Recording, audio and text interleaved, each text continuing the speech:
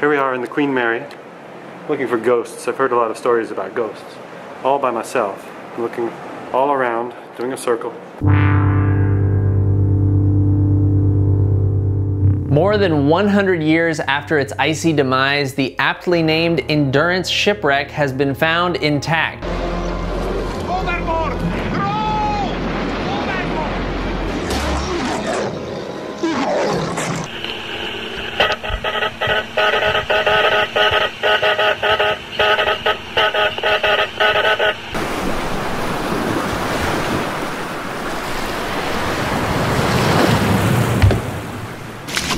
Don't be tricked by the lovely name, this ship is no fair maiden. Maybe it was named for one, but that's got nothing to do with their ghostly tale. This tale is a tragic one indeed, and one that seems ridiculously risky by today's standards. A captain decided he wanted to make the trip from New York to Italy aboard his ship, the Mary Celeste. Had he decided to bring a super experienced crew and a bunch of cargo, that would be one thing, but this nautical journey was no such business trip. Instead, he decided to bring his wife, 2-year-old daughter, and a crew of 7. That's a small group of people for such an extensive journey, especially when bringing one's family along. But everyone boarded the ship regardless and headed out to sea. Their journey should have been about a month, but they never arrived in Italy. Instead, another ship known as the Dei Gratia came across the Mary Celeste, floating aimlessly in the sea. Assuming the worst, the crew of this new ship went to see if anyone was still aboard. But they were never able to help anyone as the ship turned out to be empty. But it wasn't totally gutted though. There was still plenty of supplies in the larder and the ship itself was still in pretty good shape. Sure, there was a bunch of water on the deck, but it wasn't like it was gonna sink anytime soon. Stranger still, the lifeboat was gone with no indication as to why or where it was heading. So there the Mary Celeste was, without a captain, crew, or family, drifting in the Atlantic. It became one of the most famous ghost ships of its era too, as Sir Arthur Conan Doyle drew inspiration from it, and used this inspiration to write his short story, J. Habakkuk Jeffson's Statement. This tale was a launching board for many theories, from pirates to mutiny to cold-blooded murder. The thing is, nobody knows for sure what actually happened. The captain, his crew, and his family were never heard from again. Now, there are some more realistic theories that have come forth about the inexperienced captain not knowing the full extent of damage to his ship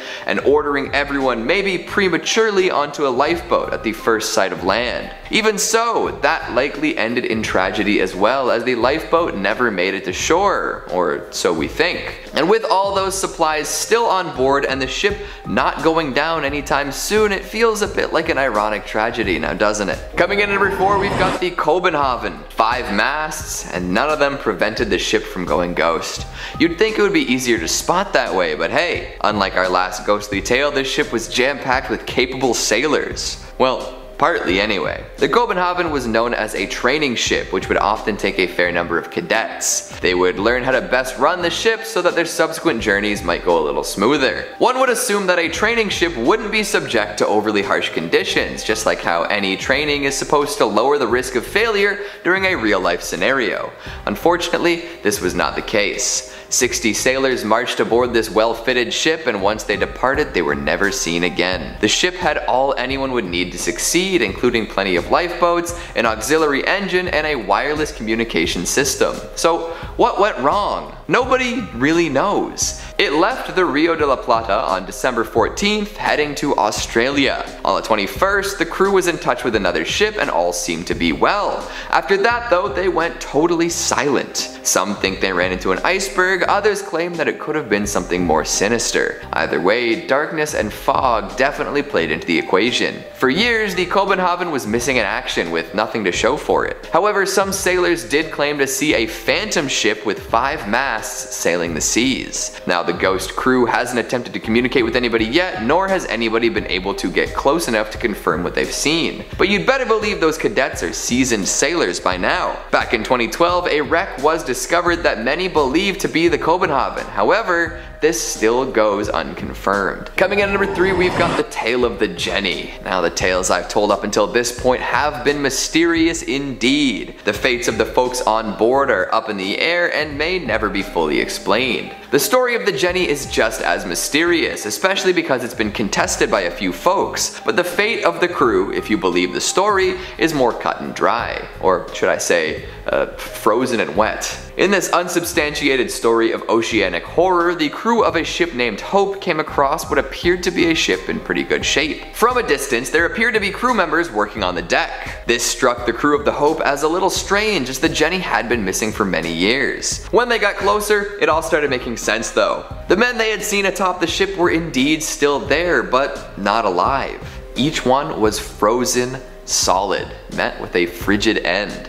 Yikes. Things got worse when the captain of the Hope decided to check out the inside of the ship, where he found more frozen corpses. The Jenny's captain was discovered frozen to a chair with a journal nearby. The final entry in his log read, "No food for 71 days. I am the only one left alive." That one sentence carries all sorts of latent horror, with images of more than 2 months without food in a horrible frozen environment. One has to wonder if any crewmates became food for the survivors, and what life must have been like as Hope faded by the day. Coming in at number 2, we've got the Baron Falkenberg. Here's a general rule for life: don't kill your brother and his bride. If you can't abide by that, maybe you deserve to be carted out to a ghost ship and doomed to roam the waters until time immemorial. The good Baron was unable to follow this seemingly simple rule and ended up in a less than savory position. The story goes like this. One day, after being missing for quite a while, Baron Falkenberg's brother returned home. Folks were quite pleased with his return, and the brother proposed marriage to a lovely young maiden the Baron himself was interested in. At their wedding feast, the Baron lost his temper and cracked his sibling over the head with a bottle,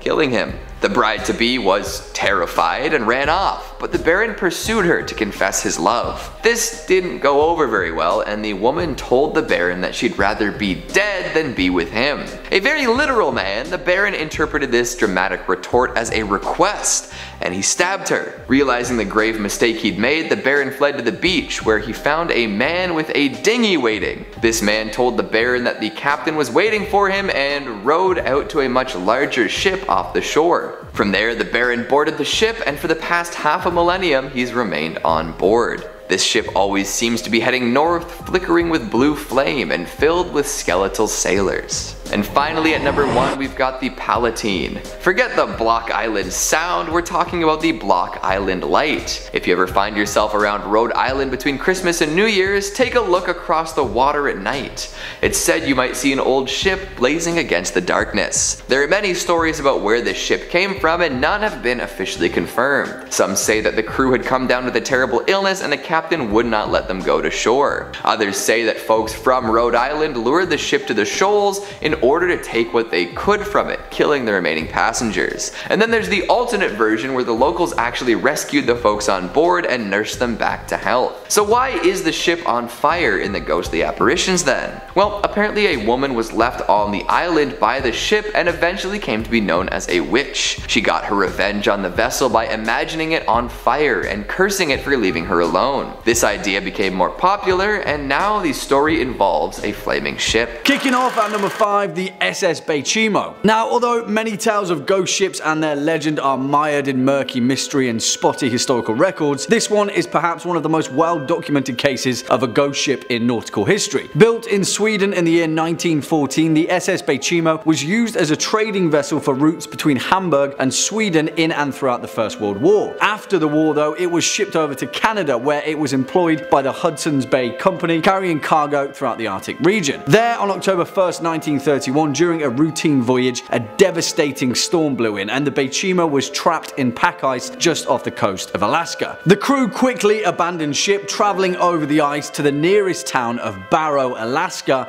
where they took shelter. Several days later, after the storm had subsided, the crew returned to retrieve their precious cargo, only to find that the SS Bechimo had disappeared. Her captain decided that she must have broken up during the storm and sunk, but a few days later, an Inuit seal hunter told the captain that he had spotted the Beishimo nearly 50 miles away from their initial position. As the story goes, the Beishimo didn't sink at all, and for several decades after her abandonment, she sailed the Arctic coast completely unmanned. In fact, the SS Beishimo was seen on numerous occasions throughout the following century, and several crews even managed to board her. In fact, the last recorded sighting was by a group of Inuit in 1969, a staggering 38 years after she was abandoned. Her ultimate fate? No one knows, but it's safe to say that somewhere out there in the frozen north, the SS Beishimo is still sailing. Next up, at number 2, the Kobenhavn. And it's quite the title really, because the Kobenhavn is considered by most to be one of the greatest maritime mysteries of the modern era, with only whispers, rumours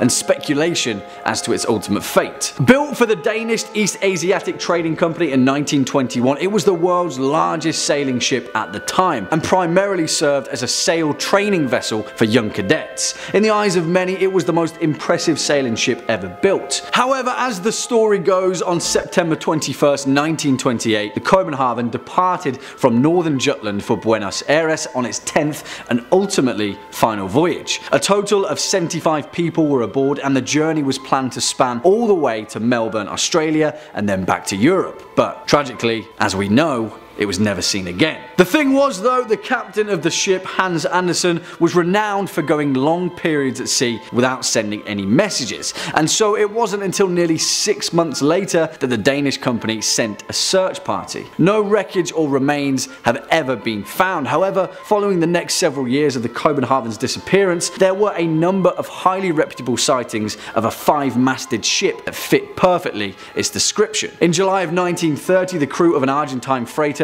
cited what they referred to as a phantom ship during a gale. Their captain noted in his records that this may be the Wrath of the Copenhagen. Dozens of stories and tales have perpetuated around the ultimate fate of the Kobenhavn, but the truth is, we may never know. In all likelihood though, it's still out there, somewhere, floating on the endless tide. And finally, coming in at number 1 spot, the Seabird. And this story is the literal definition of a ghost ship, and one of the most saltiest sea yarns that I've heard spun in a while. Although this one has a few more twists and turns that you may not have first seen coming. As the legend goes, in the year 1750, a vessel named the Seabird was idling off the coast of Newport Harbour in Rhode Island, and had quickly attracted quite a crowd on the shore due to its elaborate craftsmanship. Soon enough though, the crowd of onlookers noticed that there was something strange about the Seabird. There was no one manning the ship, not a soul in sight. As the legend goes, several moments later, the ship, as if by a supernatural wind, perfectly sailed itself through the rough breakers of the beach, gently landing on the nearby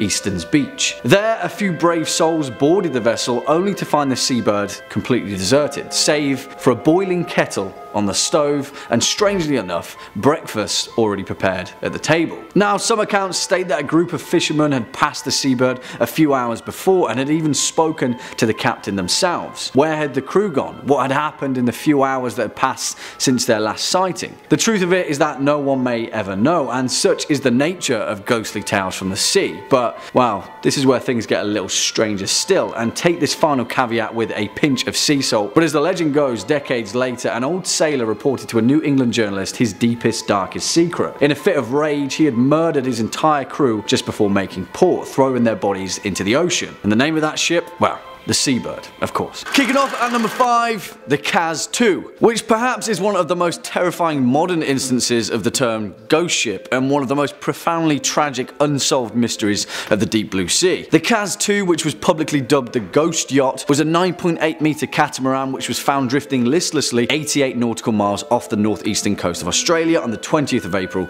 2007. The 3 men aboard, who were all residents of Perth in Western Australia, were all incredibly experienced sailors. There were 56-year-old Derek Batten and brothers Peter Tunstall and James Tunstall, who were 69 and 63 respectively. Their whereabouts still remains a mystery to this day, and the fate of these 3 men perhaps may never be known. What made it even stranger is that when the Kaz II was eventually found by the Coast Guard, there were no signs of distress, no signs of boat damage, or even a struggle between the 3 men. It was as if they just vanished out of thin air. coffee cups were left out, and all the life jackets on board remained stowed away, indicating that the trio never felt at risk. In an even more curious turn of events, rescue teams discovered video footage of the three men on a handheld camera, seemingly hours before they disappeared. It showed them fishing, relaxing in the sun with the motor off, and offered no clues as to how these three experienced sailors disappeared at sea. Although an inquiry was later drawn, no definitive conclusions were ever reached, and only theories remain about the ultimate fate of the Kaz 2. Coming in at number 4, the Lady Loverbond. Of course, no list would be complete without a good old sea shanty of jilted lovers and ghostly revenge. As the legend goes, the Lady Loverbond was a schooner that is alleged to have been wrecked on the Goodwin Sands just off the southern coast of Kent on the 13th of February 1749. But if you ask any old sailor worth their salt, they'll tell you that it just so happens to have a habit of reappearing every 50 or so years as a ghost ship. As the story goes, the captain of the ship, a man named Simon Reed, had just been married to his bride Annetta and was celebrating the joyous occasion with a cruise bound for Oporto in Portugal. Now, it is high time to mention that a long-standing sailor's superstition was that back in the day, it was grave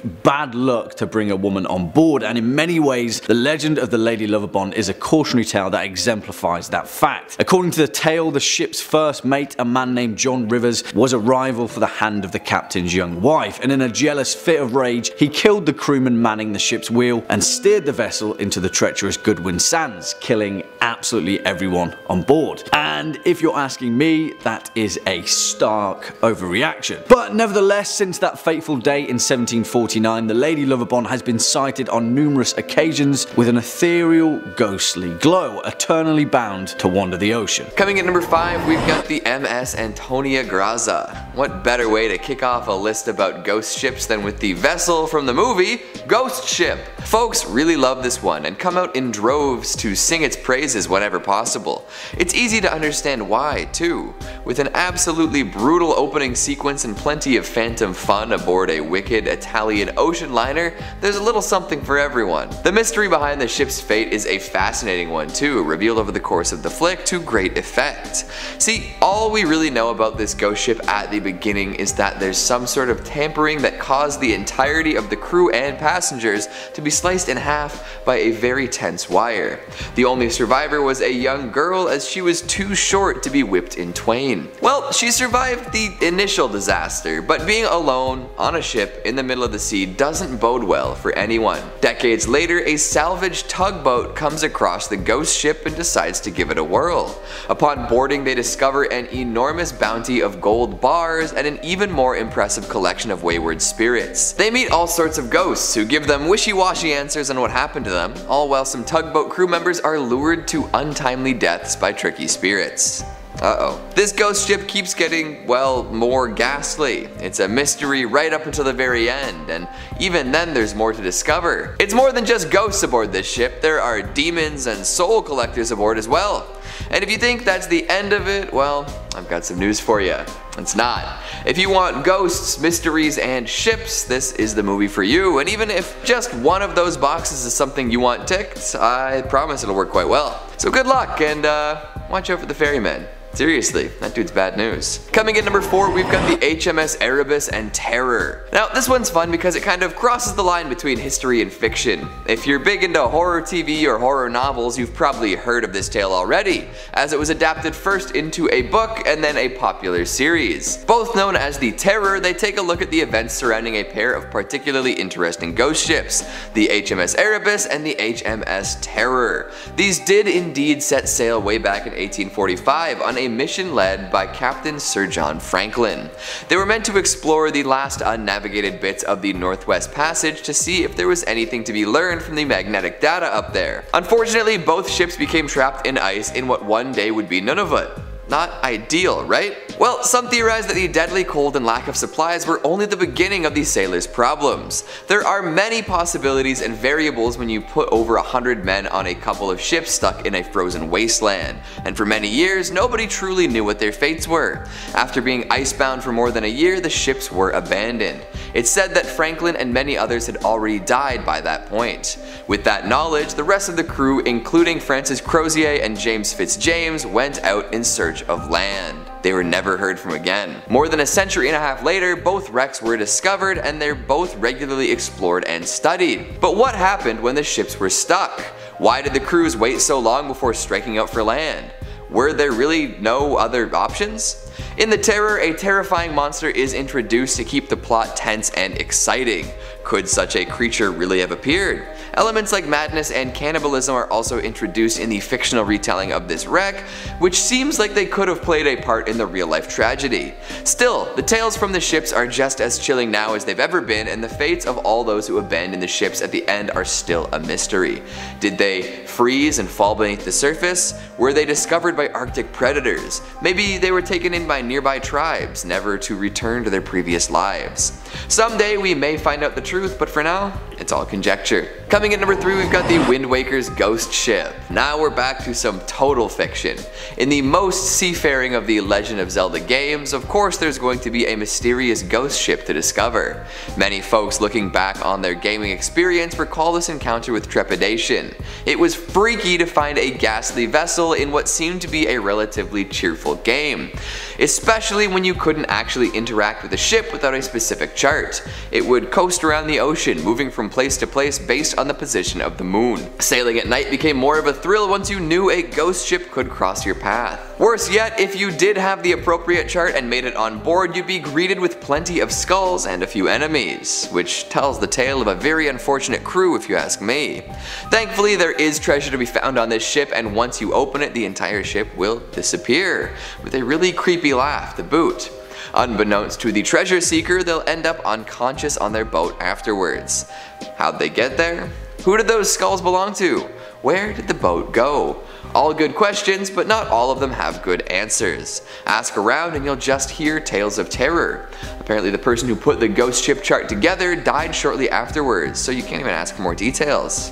Oh well, that's life. Or afterlife. Coming at number 2, we've got the SS Edmund Fitzgerald. How does that old tune go again? A favorite of dads and policy majors everywhere. Well, we're not here to discuss Gordon Lightfoot, although it is a quality segue into this topic. We're here to talk about the largest ship to ever sink on one of the Great Lakes. This monolithic masterwork full of ore was famous for playing music all the time, which would entertain those along the shores when it passed through. However, it did meet a grim fate, and the story is still quite well known today. During a pretty routine trip, a hefty storm brewed. The captain was aware of this and sent some messages relaying the issues, but never a distress signal. However, that might have been helpful, as during the voyage that ship sank and all 29 crew members perished. To this day, no bodies have been recovered.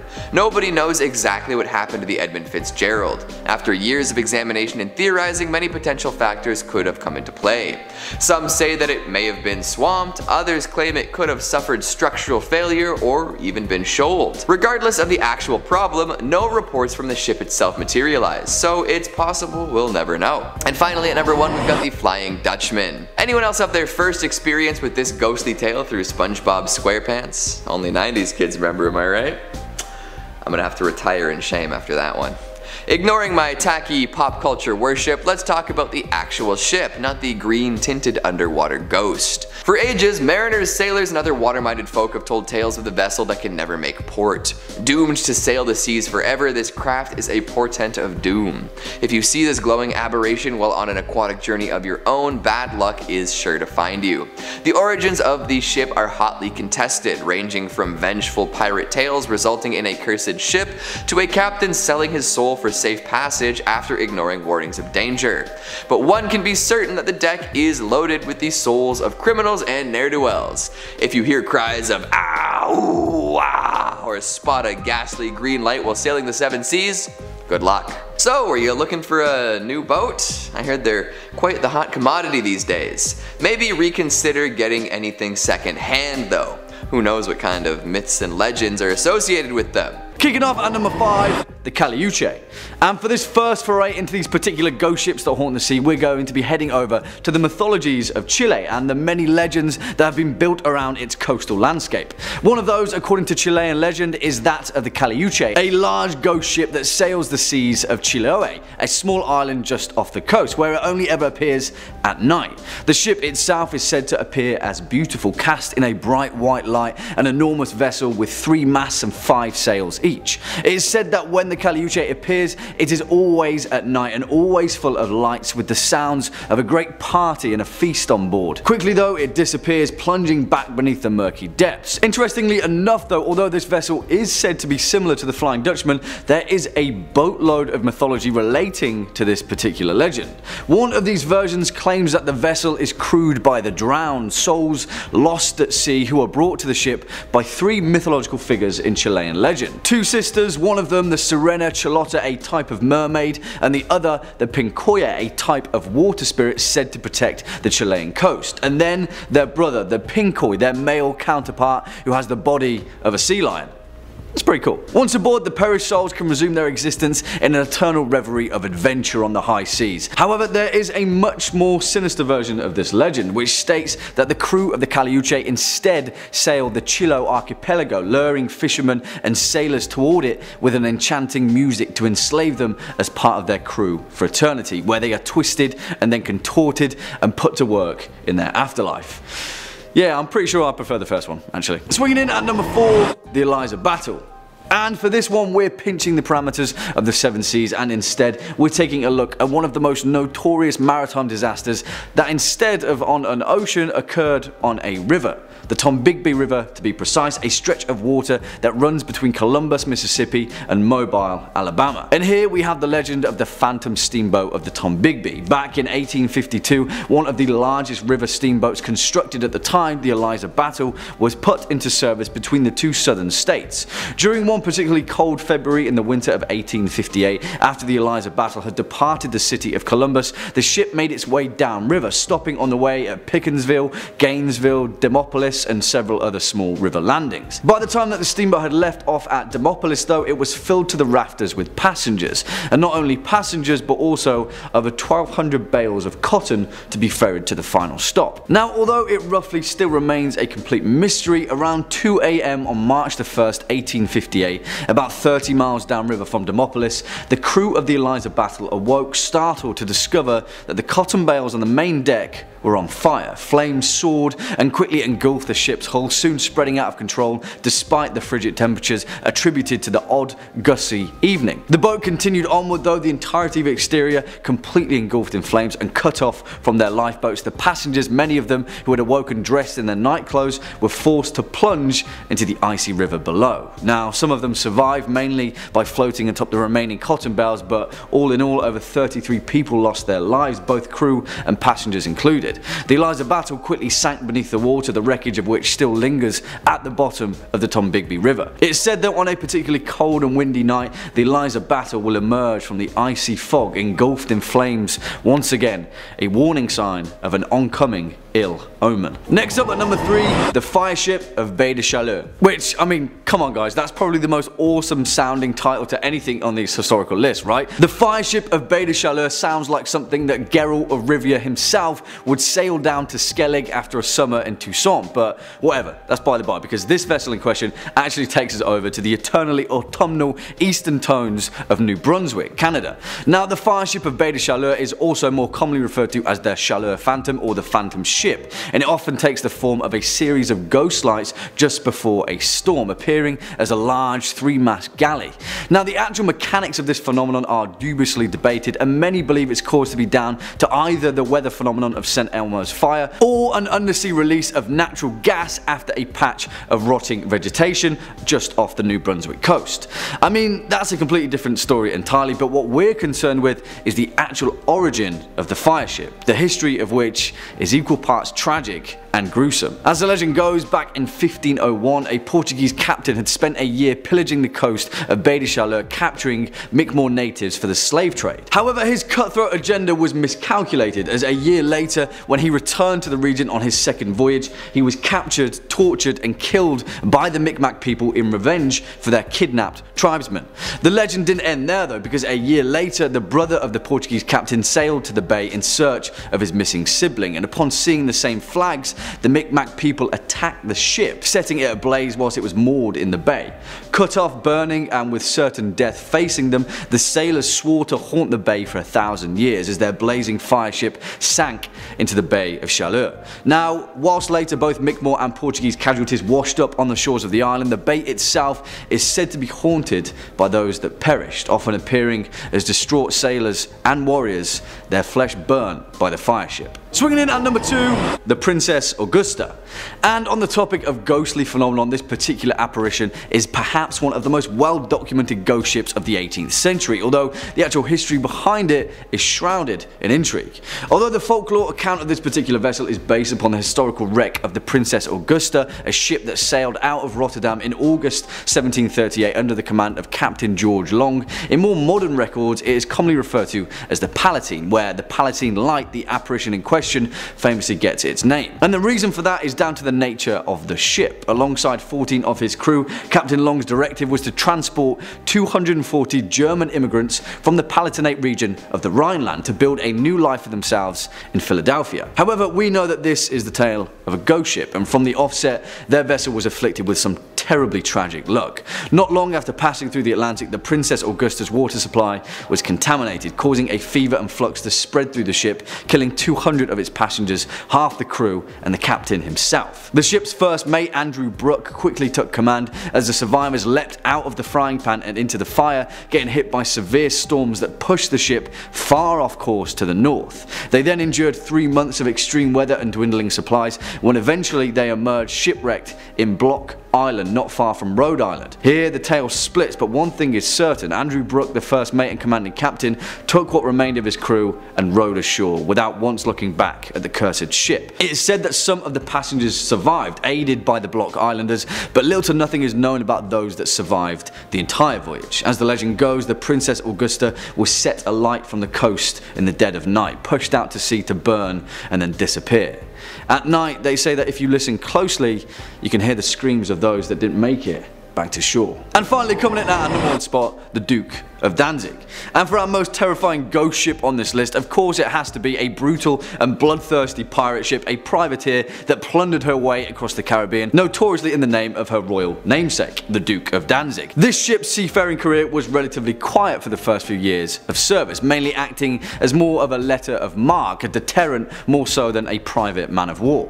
However, her fate quickly changed after changing command and sailing under the French captain Francois Aregnadour. Now, his intentions were to sail and plunder his way across the 7 seas, and plunder he did from Liverpool to Barbados, capturing and scuttling more ships than he could count on his way. However, despite being a vessel of the French Empire, strangely enough, sometime after late June 1812, the Duke of Danzig just disappeared, although there are several records catching a glimpse of her around Canada, but she was never seen again. After the last mention of her, it was thought that she'd been destroyed by a tropical cyclone or sunk in the night after an encounter with a British frigate. However, as the legend goes, that was not the last of the Duke of Danzig. After the golden age of piracy had been sated, a captain by the name of Napoleon Gallois relayed his records of a French frigate encountering the wreck of the Duke of Danzig drifting listlessly at sea.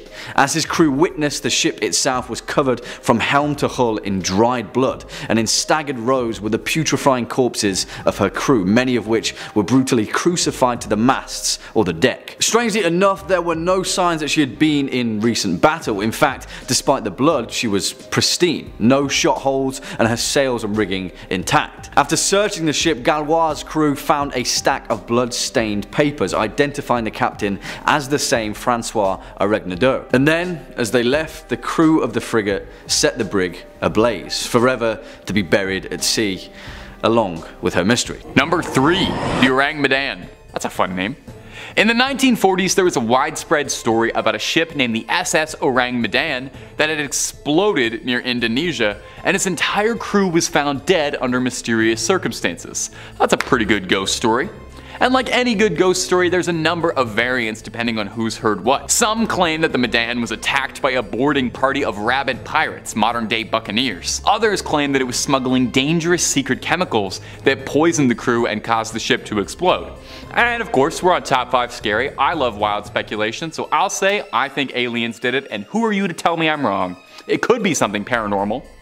Interestingly, despite this story being so widespread and repeated, there doesn't actually appear to be many records of this ship. So did it really exist, or was the whole thing just a ghost story altogether? It's believed that the ship was passing through the Strait of Malacca during the 1940s, and one of its first references was that of a passing ship that was said to have picked up a radio signal coming from the Medan, reading out the very creepy message of, "We float. All officers, including the captain, dead in the chart room and on the bridge. Probably whole of crew dead. I die." That's something out of a Stephen King book, man. The vessel was an American ship called the Silver Star, and it went out to investigate probably the scariest message you could ever get at sea. What they found they couldn't have prepared themselves for. The entire crew was dead with, I quote, "teeth bared, with their upturned faces to the sun, staring as if in fear." The ship's dog had died too. But most bizarre was that none of these bodies showed any signs of a physical struggle. Some believe the ship had been carrying toxic materials and poisoned the crew, and that seems possible, but honestly, given off of what I just read, that sounds way more like it's supernatural. I think demons were involved. If you've ever seen the movie Event Horizon, this seems a lot like it was an Event Horizon situation. Number 2, the Young Teaser. So they called me in high school.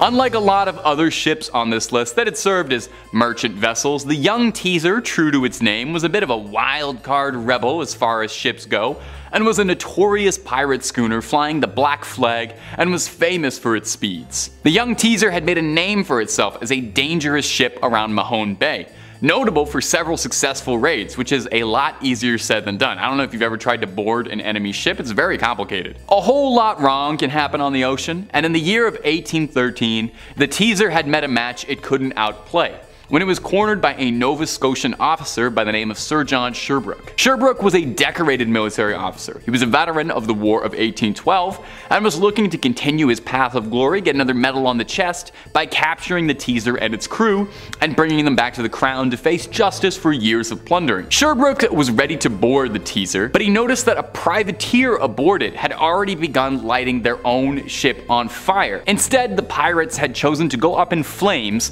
rather than face the noose back in England. Now, a pirate choosing death before capture isn't the most wild story. I'd wager a lot more pirates did that than Jack Sparrow would have you believe, but it's how the Teaser's legacy carries on that gives it a spot on this list.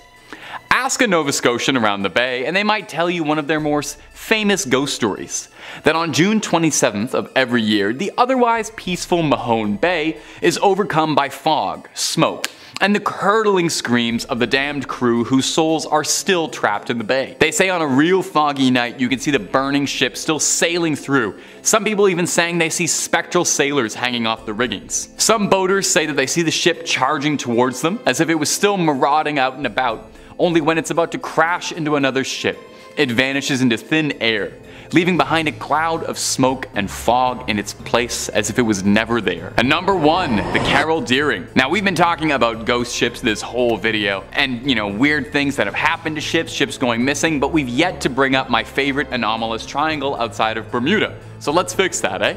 Let's talk about the ghost ship, the Carol A. Deering. It was 1929, and the Deering was returning home from the Hamptons to Barbados, passing a Cape Lookout lightship. A man on the lightship called out to the Deering because he thought the crew looked aimless. They told him that the Carol Deering had lost its anchors, which, I don't know if you know a lot about ships, that's a bad thing for a ship to lose. The Carol Deering kept making its way forward. I guess the lightship didn't have any anchors to lend out or anything, where it was spotted again a few days later by a ship called the SS Lake Elon, with its captain reporting that the behavior of the Carol Deering was very odd. He described it as steering a peculiar course. And that would be the last time anyone saw the crew of the Carol Deering alive. 2 days later, the Carol Deering was discovered by the Coast Guard washed up on a nearby shore. The ship was missing its lifeboats and the decks were flooded. A rescue crew went in to investigate and were baffled by what they found. The ship had been picked clean. It was missing all its documents, all important equipment, belongings. It was stripped to the walls. The lifeboats and anchors were all gone, and there wasn't a single sign of life in the ship, with the exception of one oddity. A beautiful feast laid out for the entire crew that had been untouched. Not a nibble taken out of it. No one knows what became of the crew of the Deering. There's always been theories. Some people think maybe they mutinied against their captain and fled. Some people think they were taken by the mystery of the Bermuda Triangle. Was their ship stolen? Or maybe they all just went home. We might never know. Number 2. Lady Lovibond. A ghostly story of lust, love, jealousy, and rage. The dark history of this haunted love boat. In 1748, the day before Valentine's Day, it was set to sail as a celebration of the ship's captain's wedding. On February 13th, 1748, the ship contained by the newly married Simon Peel was carrying his new wife Annetta and their wedding guests from London to Oporto, Portugal. Unknown to the captain, his first mate Rivers was also in love with Annetta, and in a fit of insane jealousy, seized the helm after murdering the helmsman and deliberately steered the ship towards the Goodwin Sands, where it ran aground, cracking the ship in half and unfortunately drowning everybody on board. And there, the story might have ended, had it not been witnessed for all the claims to have seen the ghostly ship appear every 50 years. Some of them even passing close enough to hear the sounds of celebration. Apparently on the 13th of February, the Edenbridge spots Lady Lovibond's ship exactly 50 years later. It was reported seen by ship captain James Westlake, and according to his testimony, he almost collided with the ship before he could finally turn the steering wheel to avoid the collision. Dude, close call, just shows up out of nowhere? Like what? He also recorded in his logbook the ship was headed straight for the Goodwin Sands. Other sightings have been reported at 50-year intervals, except for 1984 when the ship failed to materialize. 1798, 1848, 1898, and 1948 witnessed this ship's sightseeings. Even some boats sent out rescuers, assuming that it was in distress or lost at sea, but later it could never be found. Yo, a tale as old as time, huh? Jealousy, that'll do it. Yep, always does. Number 5, the Swan 48. So in 2013, a non-profit group called the Ocean Research Project embarked on a journey across the Atlantic Ocean when they stumbled upon a peculiar discovery roughly 800 miles from the very mysterious Bermuda Triangle. The discovery, which would make anybody's curiosity peak, was a sailboat adrift in the vast expanse of the ocean. With no signs of life on board, it fell upon Matt Rutherford, a member of the team and the first person in history to complete a non-stop, single-handed circumnavigation around North and South America to investigate this eerie vessel. Upon boarding the abandoned sailboat, named Wolfhound from the Irish Yacht Club, Matt described the scene as nothing short of astonishing. The interior told a tale of abandonment, with a scattered mess of household and personal items. Fortunately, no grim discoveries of lifeless bodies awaited him below deck, but it was evident that people had been there at some point. And as Matt explored further, he couldn't help but express his astonishment. Roughly where this boat was around 800 miles from Bermuda, a whopping 1,500 miles from the United States, and he's standing on this luxurious Swan 48 in the middle of the vast ocean. And the boat, despite its desolation, was in decent shape on the outside. However, it was non-operational due to a malfunctioning engine. So as Matt reflected on the experience, he described the scene inside the abandoned sailboat as the spookiest thing. Drawers had popped open, and the sound of water sloshing around was echoing within, leaving an impression that people had abandoned, the vessel in the middle of something. I don't know what, but something. This discovery led to an incredible endeavor for Matt and his crew. Despite their own boat being 6 feet shorter, they decided to tow the 48-foot vessel across the ocean. This undertaking extended over the next 47 days, a relentless effort that pushed them to haggle with a passing freighter for some much-needed fuel. Alas, their own boat's engine gave in to the strain, forcing them to reluctantly release the vessel they were towing. Hey, they tried.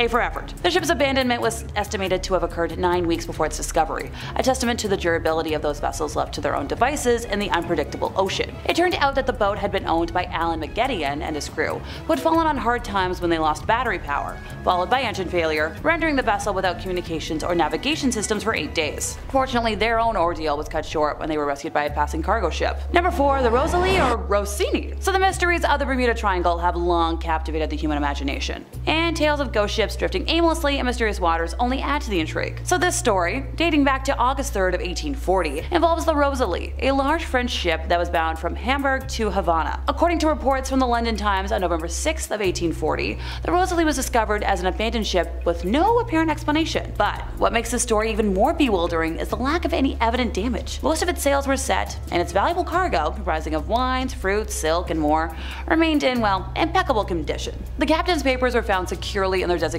place, and there's no indication of a leak. The only living creatures aboard were a cat, some fowls, and several half-starved canaries. The officers' and passengers' cabins were lavishly furnished, and personal belongings, including women's clothing, lay scattered about, and yet not a single human soul was found to be on board. Now this vessel, the Rosalie, was large and newly built, and it was evident that it had been deserted only recently. The cargo also included several bales of goods destined for various merchants. Now the enigma deepens when we consider the lack of definitive historical records or archives confirming confirming the incident involving the Rosalie. The British Maritime Museum's records indicate that a ship by that name was indeed built in 1838 with a displacement of 222 tons.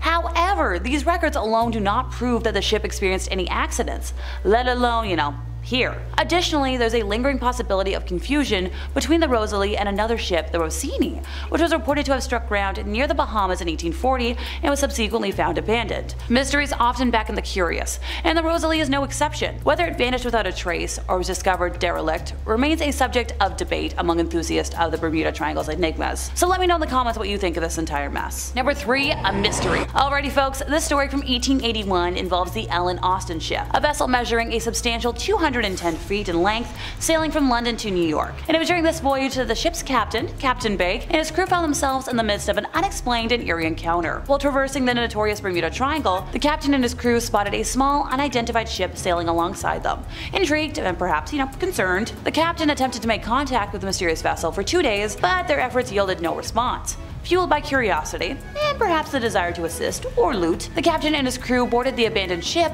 only to find it devoid of any human presence. Instead, the ship was fully stocked with supplies. Now, with no one in sight to claim the ship, the captain made the bold decision to bring the abandoned vessel with them to land. To execute this, he dispatched a paid crew to handle the task, and for the first couple of days, all seemed to be proceeding routinely, with the two ships sailing together. Then, though, in a sudden and unexpected turn of events, a powerful storm unleashed its fury upon them, causing the paths of the two ships to diverge. The second ship, now abandoned and adrift, was lost to the sea. Now this captain was determined to find the lost vessel, and started a search that spanned several days. It was during this relentless search that he once again observed the ghostly ship, sailing eerily and without explanation. Through his trusty telescope, the captain made a second attempt to bring the elusive vessel to shore. He once again sent a paid crew to accomplish this task, but however, the outcome mirrored the first attempt, as they too disappeared without a trace. The perplexing and unsettling incidents involving the ghost ship came to the attention of the owner of the Ellen Austin, leading to the decision to sell the company. The new owners, in a symbolic move, named the organization Meta, perhaps attempting to sever ties with the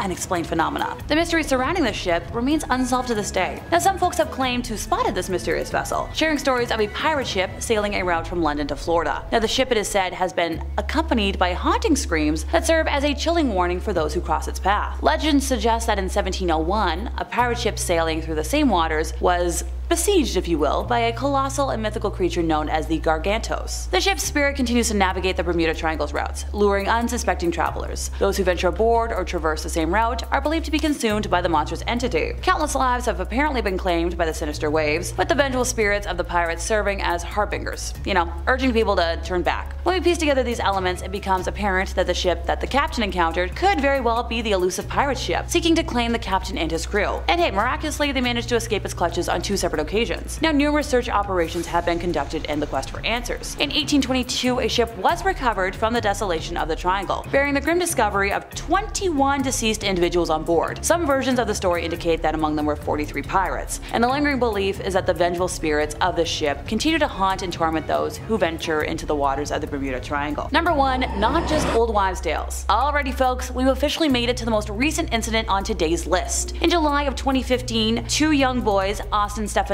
and Perry Cohen, went on a fishing trip in their 19-foot boat. The duo were avid fishers and would go fishing in an area not far offshore, and would usually routinely check in with their parents, like every couple of hours. Good boys. Now Stephanos' grandfather told reporters that his grandson had operated the boat about 20 times, and that family members were comfortable with him operating said boat. About a week prior to the boys' disappearance, Stephanos had been stopped by a Marine patrol officer for a routine check, and all safety equipment mandated by Florida law was aboard the boat. The night prior to their disappearance, Cohen and Stephanos spent the night together at Stephanos' home before planning to go fishing the next morning. Although Cohen had told a friend that they were planning to head to the Bahamas, they were last seen at a local yacht club in Marina, where they spent about $100 on gas. Makes sense. And Stephanos texted his parents around 11:25 that morning, and they left the marina sometime before noon. Shortly after they left though, a line of thunderstorms were documented moving towards the area, and the National Weather Service issued a special marine warning that warned of heavy rains and winds potentially in excess of 40 miles per hour. It is believed that the 2 boys were overtaken by the storm, as Stephanos' cell phone was disconnected from the internet around 1:15 p.m. Despite the 15,000 square nautical mile wide search by the Coast Guard,